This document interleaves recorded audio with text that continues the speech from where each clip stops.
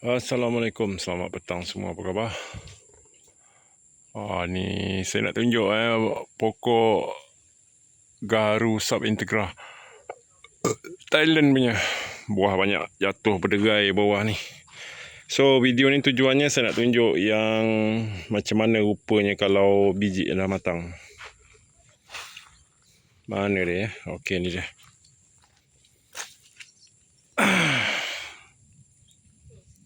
Ni biji dah matang.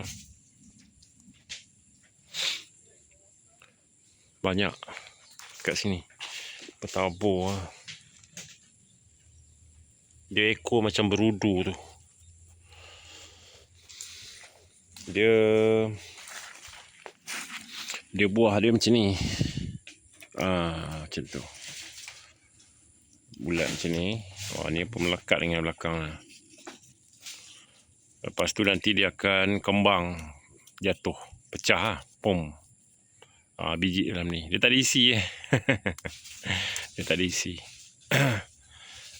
Ni lah dia biji benih gaharu subintegra versus Thailand. Kalau korang Google je dulu.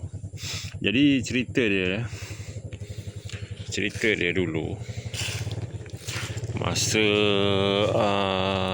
zaman penanaman gaharu popular dulu. Ni dah pecah ni. Dahulu selalu diceritakan tentang marilah tanam pokok gaharu menguntungkan bakal daripada Thailand, permintaan tinggi. Jadi waktu tu saya ceritalah waktu tu saya telah beli biji benih subintegra ni setengah kilo. Bayangkan ni dalam 3-4 biji kan. Setengah kilo harganya waktu tu RM300. 1 kilo lebih kurang dalam RM600. Yang ini Malaccasensis ini ini bukan Malaccasensis, ini Krasna. Yang ini Krasna lah. Ini saya beli anak pokok. Jadi tangga dalam ni. Yang rumah saya nak ambil manggis. Jadi waktu tu popular adalah subintegra Thailand. Korang boleh Google je. Korang Google apa semua subintegra. Subintegra pun boleh. Ejaannya subintegra pun boleh. Ni saya nak kena racun ni. Ada anai-anai. Jadi waktu tu popular lah. Orang tanam. Banyak kebun-kebun tanam. Siapa yang tengok video ni, yang pernah tanam, yang ramai-ramai tanam tu, cuba korang komen dekat mana korang jual. Apabila telah disuntik ni, ada tak syarikat-syarikat yang jual.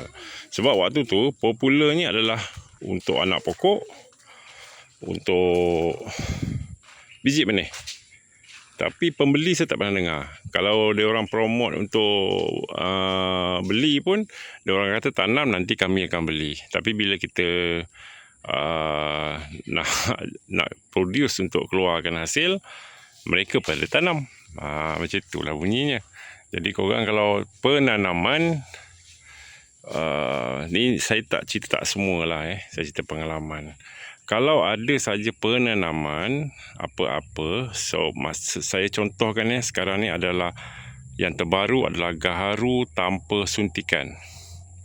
Dia jadi sendiri. So korang boleh jual. Sekarang ni diorang promote untuk beli anak pokok. So sekarang ni cerita dia, apabila korang beli anak pokok tu, korang-korangnya besok nak jual, company yang jual anak pokok ni diorang pun takkan terima sebab diorang pun tanam. Jadi kalau ini saya cerita pengalaman saya lah tentang penanaman pokok gaharu ni, sebab antara pokok yang pertama sekali yang saya tanam. Maksudnya saya tanam sawit, saya buat tanaman pisang, saya buat tanaman macam-macam tanaman lah.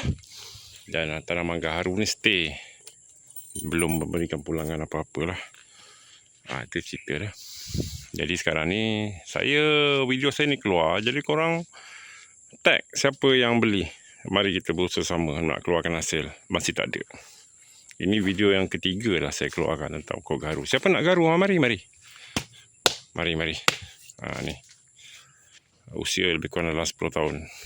Lebih 10 tahun. Dah keluarkan benih sendiri banyak lah. Bawah ni pun banyak anak-anak dia saya racun apa semua. Banyak dah mati anak dia pun. Dekat belakang sana kalau jenis Krasna dengan Malaccasensis bersepah anak dia. Korang boleh datang kalau time saya balik kampung macam ni, korang boleh PM saya. Korang boleh ambil anak pokok tu berapa banyak. So saya nak cari tengok. Saya rasa ada sini bawah ni yang saya tak racun. Saya racun, kalau racun dia mati. Macam ni lah, dia bertabur macam ni. Bertabur macam ni, dia tumbuh sendiri nanti. Jangan risau. Dia akan tumbuh. Saya racun lah.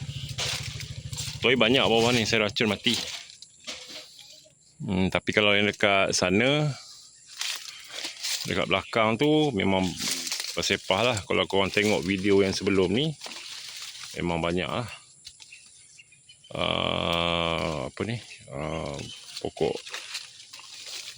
Pokok garu tu. Tapi baka dia adalah bukan subintegra Baka dia adalah ni. Dia tumbuh sendiri ni. Ni. Ni. Sebatang ni. Celah-celah pokok matoa ni. Garu juga. Jadi cerita sekarang ni, sekiranya ada penanaman macam garu yang terbaru, garu tanpa suntikan ataupun kopi Arabica, tiada penglibatan kerajaan, jaminan kerajaan seperti mana getah dan juga kelapa sawit, ianya adalah berisiko lah untuk korang untuk orang-orang usaha kan. Macam tanaman serai ke apa semua, tiada jaminan. Tapi kalau serai ataupun tanaman-tanaman macam itu, biasanya kalau ni farmer akan ambil. Ini masalah cerita kita tentang pasaran lah. Termasuklah durian. Kalau nak jual pun senang, tak ada masalah, tak ada isu lah. Cuma kau garu ni lah, ini cerita lah. Saya tak menyalahkan mana-mana pihak lah. Cuma saya cerita tentang penanaman pokok garu aja. Cuma sekarang ni saya agak kelakar tu, ada garu tanpa suntikan. Korang boleh tanam banyak-banyak. Belilah dengan kami. Nanti kami akan ambil kembali. Gitu lah. Ini baka Thailand. Ini memang saya tanam dekat sini. Saya buat indukan. Saya buat indukan untuk anak-anak macam ni. Memang daripada dulu, masa saya tanam ni, saya memang nak buat anak dia. Lepas tu saya nak bagi orang lah untuk penanaman garu ni. Sebab saya tak berminat untuk jual anak-anak benih pokok garu. Saya akan bagi percuma je kepada korang nak. Ni cerita dah. Ni subintegra Thailandnya yang diperkatakan paling banyak sekali kandungan garu dalam ni. Ni garu kan, untuk garu ni perlu disuntik Korang tebuk lubang, masukkan inokulan. So dia akan jadi teras, dia akan merekah ni. Kalau kita merekah nampak jadilah. Kalau macam ni ada ke tak ada? Sebenarnya kalau dah matang macam ni ada. Kalau korang tengok video saya sebelum ni dalam garu yang saya dekat belakang sana, ada dahan patah kan, dia ada hitam-hitam dalam dia. Dia memang jadi sendiri, tapi grade lah, grade-nya berapa, macam tu. Ini pun kalau saya takik dengan parang, tempat yang dah luka-luka ni, dia mesti ada warna hitam tu. Tapi sikit-sikit lah. Kecuali kalau nak jadikan grade A, memang kena tembak inokulan lah.